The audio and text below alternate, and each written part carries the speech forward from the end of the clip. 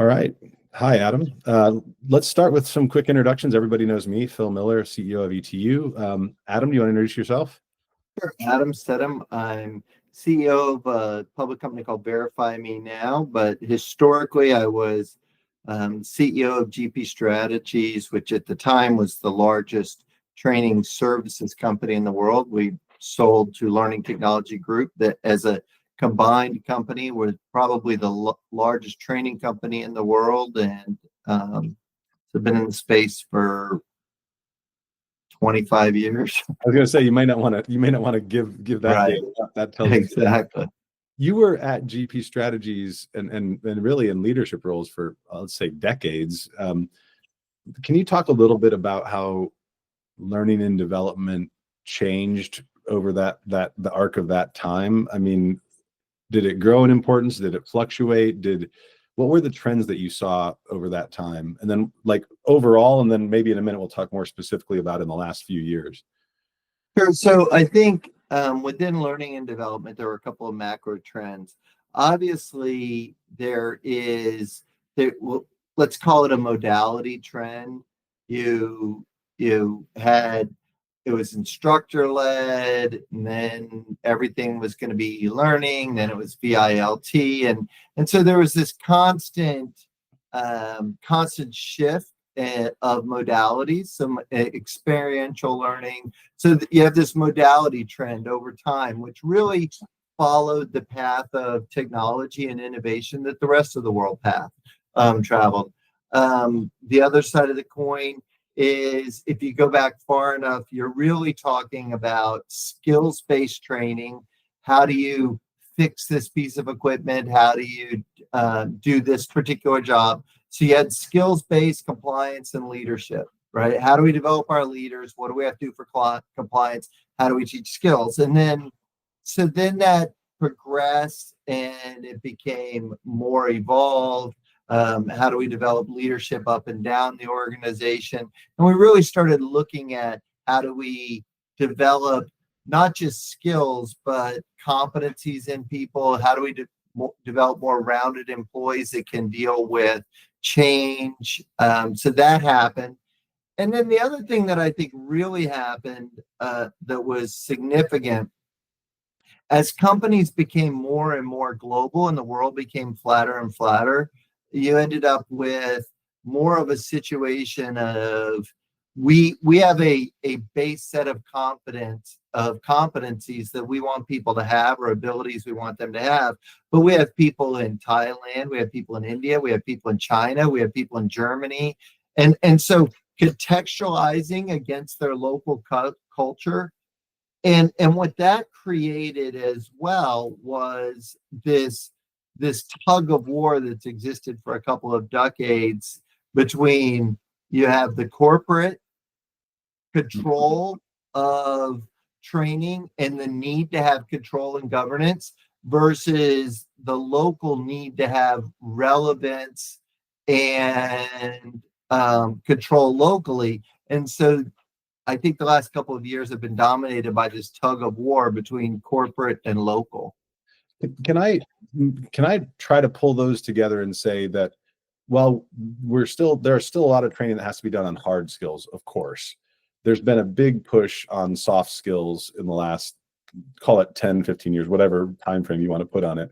And then soft skills specifically need actually more contextualization in a global economy than hard skills, right? Like how you repair a truck is the same in, generally the same. Absolutely. So how companies that are doing that well, that soft skill training and the contextualization of that, especially for like a multinational company, how are they doing it well? Like what are the characteristics of a company that does that well?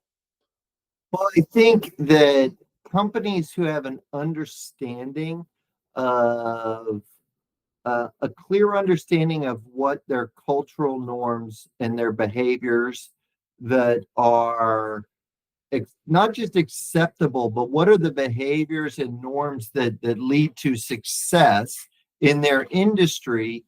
And then they're able to contextualize those to cultures and geographies. So if you know what it takes to be a good investment banker, Yeah. and not the skills of investment banking, but the interpersonal, the what does it take to actually be an investment banker and work with high wealth individuals? And then you could contextualize that against whatever geography and whatever society the banker is operating in. Then you can have a very good training program. The companies that underestimate either A, the cultural nuance, or B, the need to have a clear understanding of what does enable success, I think they struggle to get results from their learning.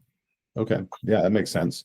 All right. So let's jump to now. I mean, the trend that is not really avoidable is, how does AI play a role in learning and development today? You talked about the modality shift. Is this just another modality shift, or is this more than a modality shift? And I think I know what your answer is going to be, but I'll let you kind of play off. Well, I think from a learning development perspective, in my opinion, there's three aspects to AI. One aspect of AI is a very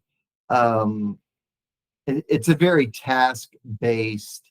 How the expectation of productivity from an employee is going to get higher and higher and higher, because their productivity is enhanced. They're more leveraged by AI, but they have to know how to use AI to improve it. So there's a learning and development on how to leverage AI for productivity. Because the expectation is actually not linear either, right? The expectation is that it's an exponential or a much bigger type of change. So we have to teach people how to actually do that. Absolutely. And I think right now, much of the benefits of AI are not being realized by companies.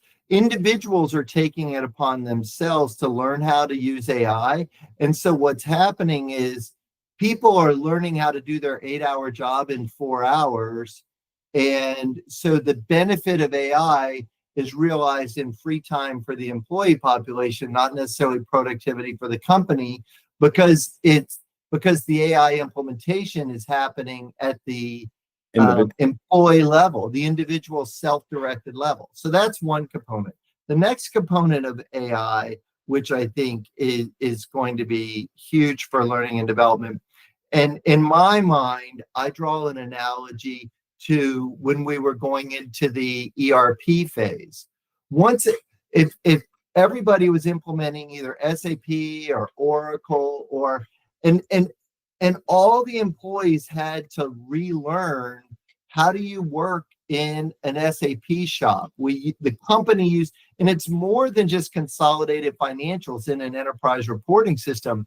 These ERP systems changed everything about how the companies function, and employees had to learn to operate in that new world. And so I think AI is going to do the same thing. And as you see the big four and IBM and everyone else do these large scale AI implementations, there's going to be an enormous learning and development effort associated with helping the employee population. And just like in an ERP system, you have to learn, it's not just SAP, for example, but how do you do an HR job in SAP? Or how do you do a finance job? Or every job changes, it's task specific. So I think that's the second component of AI. And then the third component of AI, which is really hard to understand at this point, and there's a lot of different projections, but this whole idea of agentic AI, as if I'm young and I'm going to spend my work and my career with an AI agent that's learning along with me, enabling along with me, I think that's going to fundamentally change the world. And so undoubtedly there's going to be a learning and development component to it, but I think it's hard to really comprehend what that will be at this point. I think that makes a lot of sense, and I think those are three different avenues. I mean, I'd thought about some very straightforward things. I agree, we're not leveraging AI yet the way we should, or most companies are not. Let me ask you a question. I'll give a little bit of context here. I mean, your work at GP Strategies. I mean, your primary customers were Fortune 500, Fortune 100, very Right. large government contracts. Like these are areas that have chief learning officers and learning and development departments. Correct. How does a small to mid-sized business that has a handful of HR people, maybe one of them supposed to do learning and development, but that's only part of their job, how do those type of companies adapt to this when they don't have the resources that a Fortune 500 or a similar type company does? Well, I think the great thing for smaller companies with what they're able to do is they can take advantage of the agility that comes with their smaller size. And one of the ways they can do that, it's much easier inside of a smaller organization to understand what are the skills, the behaviors, what are the competencies that differentiate high performance from average performance. And then they can focus their efforts on just those high performance things. In an extremely large organization, you'd love to be able to focus your efforts on just the differentiating performance competencies, but it's so difficult to figure that out at an enormous scale that it's hard to do. The smaller you are, the easier it is to identify the differentiating competencies and then focus your efforts there. And that's very true within AI. What aspects of AI actually make a difference? And that's where we'll focus our investment and time.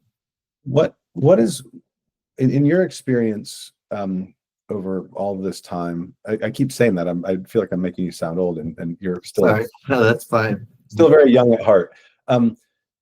What is the biggest mistake that you've seen organizations consistently make with regards to learning and development? What do people do wrong more than you'd expect them to?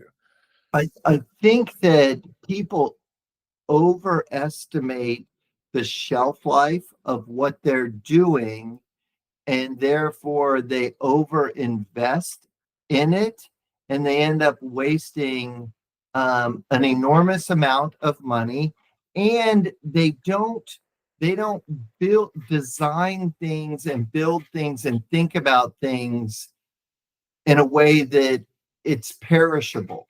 And so we overestimate how long this particular initiative is going to be relevant. And so we spend an enormous amount of time, energy, and money doing it, only to find, and then 2 years later, it's questionably relevant. And so if you really have an understanding of what's the shelf life of what you're trying to do, and you adjust your time and energy and money focused on it, then you can adjust. Because the problem is, I see so many companies hindered by they get trapped by sunk costs and sunk investments, and it really limits their ability to react in an agile way going forward. So if I let me try this back to you, is the thinking, the right way to do it then is to maybe take on smaller chunks and do it consistently and continuously, so that your L&D function is kind of always evolving, rather than a big initiative or a big project that kind of it feels more like a one-time thing. Is that? I think so. Anyone, in my opinion, who said that they can confidently put a 3-year plan in front of you right now, either is brilliant, or they're overestimating their ability to project the future. I don't know that. I there was a time where I used to help put together 1-year, 3-year, 5-year talent plans and learning plans. I strongly doubt anyone can confidently put together a 3 or a 5-year talent plan in the current macro environment we live in right now. Sure. I mean, as you know, I have 4 kids. I can't even put a plan for dinner together tonight, let alone. Exactly. Yeah, I think it's changed. I think the pace, if we talk about that arc where you were talking about, face to face, moving to e-learning, moving to, I think there's, that pace, I think, is with AI specifically, is accelerating. And I think that's, to your point, shortening the window with which we have clarity, right?